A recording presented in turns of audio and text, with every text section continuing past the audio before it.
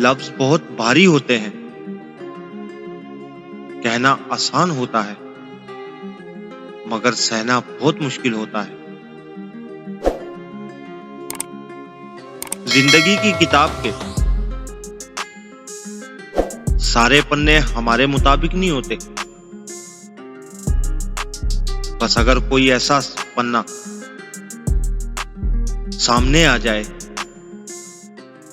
जिसमें राहतें ना हो तो सब्र कीजिए।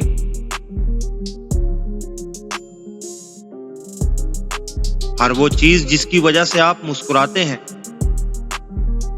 उसे छुपा कर रखें तो आप हमेशा खुश रहेंगे।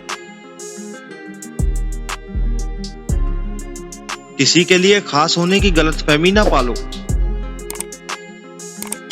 लोग तुम्हें पाकर भी तुमसे बेहतर की तलाश में रहते हैं। कोई नहीं देखता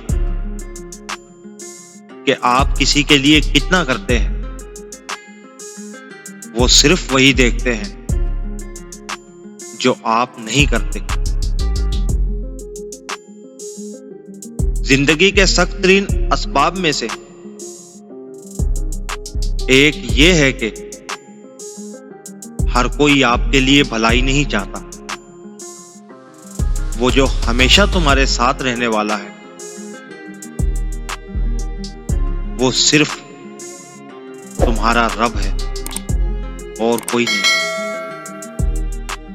हर उस शख्स को छोड़ दें जिसने आपके अंदर कुछ खराब किया हो,